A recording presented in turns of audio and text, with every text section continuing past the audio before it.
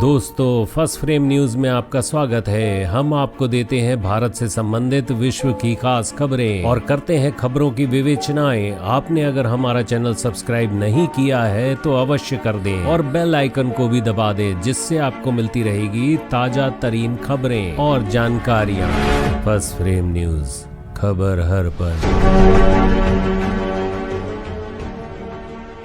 यूक्रेनी राष्ट्रपति जेलेंस्की भी कम नहीं। रूस यूक्रेन युद्ध लगातार लंबा खिंचता चला जा रहा है। युद्ध में पुतिन ने यूक्रेन को जो जख्म और घाव दिए हैं उसे यूक्रेन की जनता जिंदगी भर नहीं भूल पाएगी। उनकी कई पुश्तें तक को भी युद्ध की कीमत चुकानी पड़ेगी। जेलेंस्की ने अपनी जिद के आगे इतने सारे मासूम लोगों को युद्ध की आग में झोंक दिया। लोगों के घर तबाह हो गए, कितनों की जिंदगी उजड़ गई, कितनों की कोख सूनी हो गई। इसका जिम्मेदार कौन होगा? इस युद्ध को टाला भी जा सकता था, जिसके लिए भारत लगातार आग्रह भी कर रहा था आपस में बैठकर कूटनीति के सहारे इस युद्ध को टाला जाए। परंतु उस समय जेलेंस्की और पुतिन ने किसी ने भी किसी की ना सुनी। अभी भी हालात ऐसे हैं कि कोई झुकने को तैयार नहीं। रूस कह रहा है कि हम जीतेंगे, उधर जेलेंस्की कह रहे हैं कि वह जीतेंगे। जेलेंस्की ने तो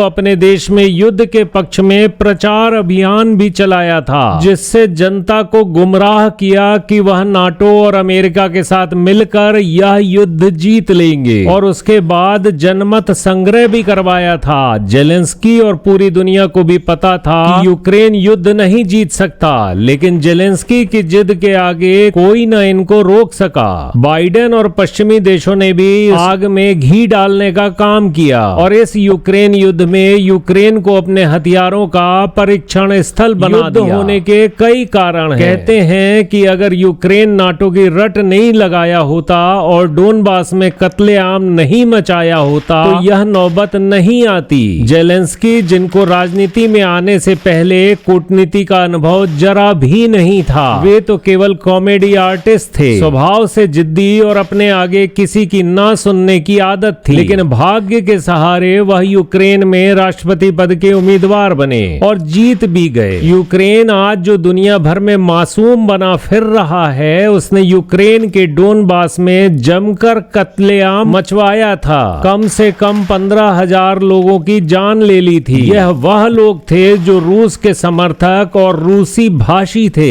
लेकिन दुनिया आज इनकी बात नहीं करती।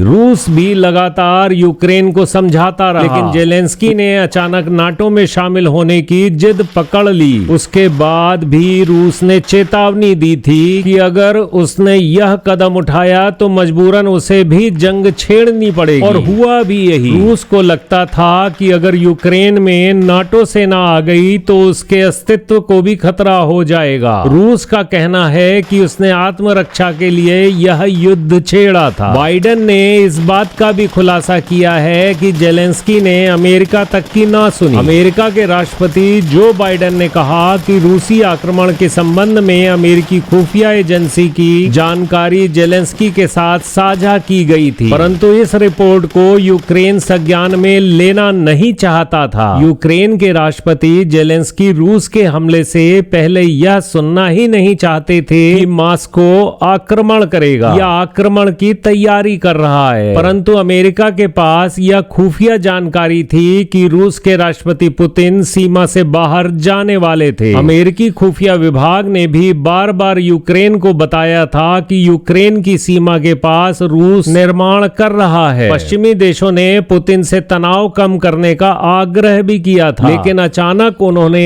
एक शॉकिंग आक्रमण शुरू कर दिया, जिससे दुनिया भर को झटका लगा। अमेरिकी राष्ट्रपति जो बाइडेन ने कहा कि पुतिन यूक्रेन की राजधानी कीव को ही सबसे महत्वपूर्ण समझते हैं। वह कीव जरूर जीतना चाहेंगे, लेकिन वर्तमान में यूक्रेन की हालत बहुत बुरी हो चुकी है। उसके पास गोला बारूद खत्म हो चुका है। दान का गोला बारूद कब तक यूक्रेन के काम आएगा? दान भी कोई कब तक करेगा? रूस की फौज के आगे यूक्रेन सैनिक हार मान रहे हैं, लेकिन जेलेंस्की अपने स्वभाववश अभी भी जिद और अकड़ में है कि ये पश्चिमी देशों की मदद से जंग जीत लेंगे। लेकिन इस युद्ध से यह लगता है कि जंग किसी भी दूसरे देशों के बहकावे में कभी ना लड़ी जाए और दूसरे देशों के ताकत के दम पर जंग कभी भी जीती नहीं जा सकती। यूक्रेन का पतन निश्चित है। उधर रूस को भी जान माल का काफी नुकसान हो चुका है। प्रतिबंधों की मार से वह आर्थिक रूप से बदहाल हो चुका है। यह देखकर यह लगता है कि इस जंग में किसी की भी जीत नहीं होगी।